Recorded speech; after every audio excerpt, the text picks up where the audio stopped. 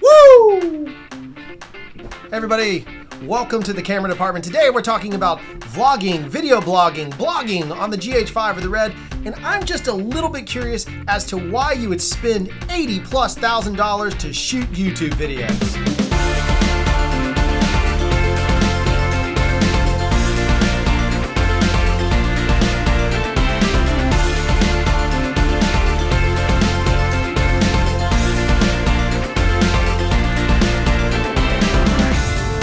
Okay, so there it is. Here's the question that we have. Jeff and I were talking about the other day why YouTube users are getting Red cameras to film YouTube videos. I really don't fully understand the process of dumping that much money in, aside from it being a prestige thing. So like if you want to be like really flaunting it, do people still pull their collar or whatever? If you're really trying to like flaunt it and show that you have a ton of money, I guess buying a Red is the way to go. It's kind of like driving a Lamborghini to the grocery store to pick up milk and tampons. It just really at the end of the day makes not a ton of sense. Not really practical. Why do it? So let's just run down a couple of little doodads we wanted to go over in that space.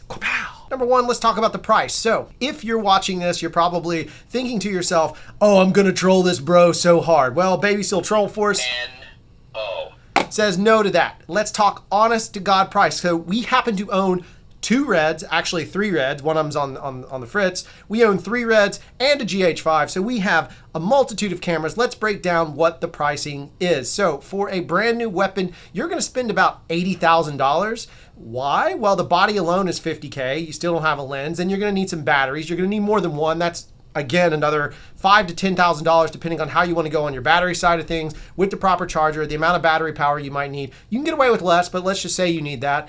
Then you're going to need the rig to set it into, which is again another $1,500 to $3,000. We haven't bought a matte box yet, which if you want a quality matte box, it's going to run you $3,000 to $5,000. You can see it's slowly stacking up, and we still don't have a lens. We don't have a follow focus. We don't have squat. What we have is a camera that came in a very fancy box. And that's about as far as it goes. Then let's look at the GH5, which by the way, this is not an endorsement for the GH5 because there's some pros and cons we'll go over in a second, but let's look at price on the GH5. You're talking about spending roughly $2,000 to start. That gets you the camera body. Now you got to throw in a lens. So let's say you buy like, I don't know, the 12 to 60. So you buy the 12 to 60 lens, you slap that bad boy on there. I would get the audio hot shoe gimmick because I think it's a way better advantage that the Red doesn't have. More on that later. But then all of a sudden you can take that. Now you have good sounding audio going straight to camera, recording like an old E&G style camera. You're packaging it all together, outfitting it is another $3,000 to $5,000. So, and plus batteries. The way we did ours is we got an external battery, dummy adapter, and used our Anton Bauer batteries that also work with our Red, stacking it up, blah, blah, blah. At the end of the day, you're gonna end up spending close to $10,000. That's even including a Shogun monitor at that point, or an Inferno, one of those 2 items. You're at $10,000 and you have a camera that you can hold up and do whatever you need to do with it, and it's fully functional and works. Though, there are some disadvantages to the GH5, one of them being the sensor size. So because it's micro four thirds, there is a difference in the sensor, difference in the way it looks. Some argue it's less cinematic, some argue that it looks sharper. And if that's what you're after, then maybe consider that. But if you're buying a Red, for example, to get the sharpest image in the world, I think you're wasting more money because it's built to give you a little more film emulation. It's all about emulating film. So what we have is Super 35 on the Red versus MFT.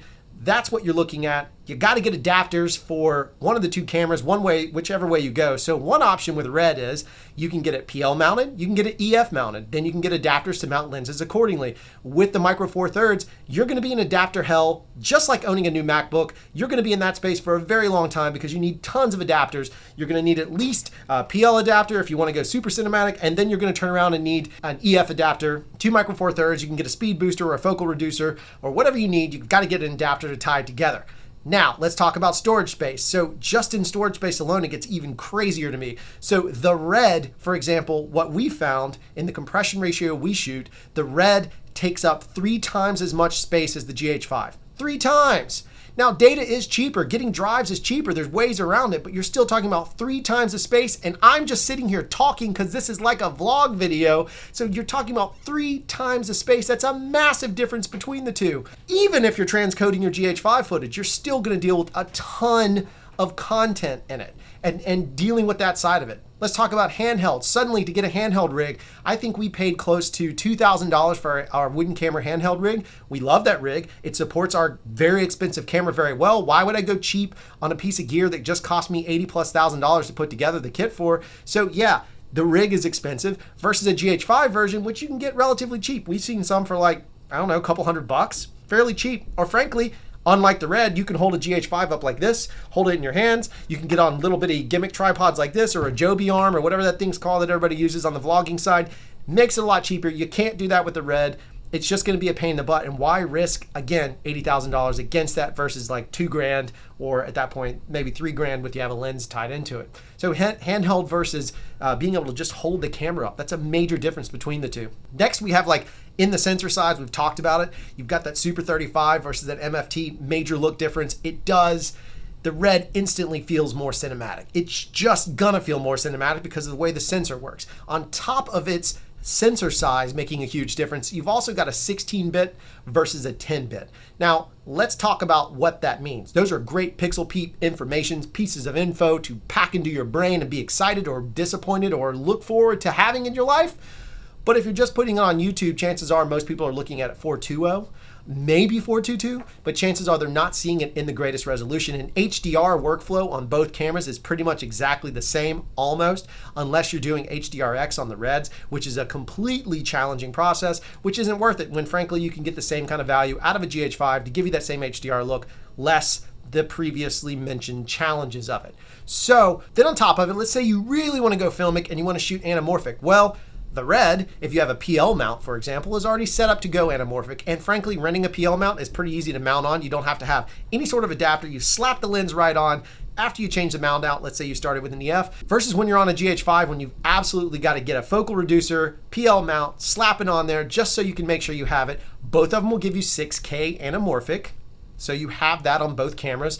And again, the cost variation is different. You're not going to own a really good piece of anamorphic glass. And frankly, I would never put an SLR Magic lens on a Red. It doesn't make any sense to me why I would go through that process to deal with it. And frankly, I don't even know if I could at this point.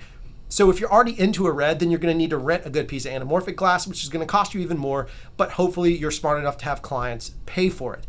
The other side of this is, after all that's said and done, you still don't have a lens for your Red. You might have one for your GH5, whatever the case may be, but the real trick to all this is you could turn around, I think it's very clever, which is picking up a set of used primes. So you could get a set of used Zeiss CP2s or buy the new CP3s if you really want to. You can get those for $20,000. So again, if you're going with something you're just using for YouTube that you want to get a semi-cinematic feel, it seems a lot easier to go through and get a GH5 or a Sony or any other camera but a Red in order to put together. Otherwise, you're taking money, literally setting it on fire, and then sitting on it. That's what you're doing. You're setting something on fire, a pile of money, and then you're going to sit on it, because at the end of the day, unless you have clients willing to pay for that all the time, or you are one of those YouTubers that's just pulling in the numbers and it's all about prestige and making sure people know what's going on, good for you.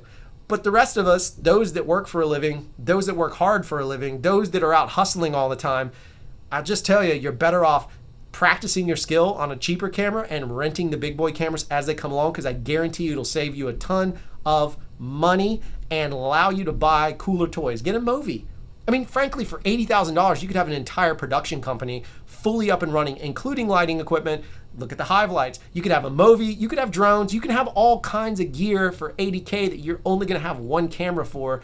So at the end of the day, these are all tools anyway, so why not just use the tools the best way you can and rent when you need to? It just doesn't make a lot of sense to me to dump that much money. All right, that's going to do it for today's episode. Don't forget to like, subscribe, share. Jeff and I are working hard. If you have a chance, check this out.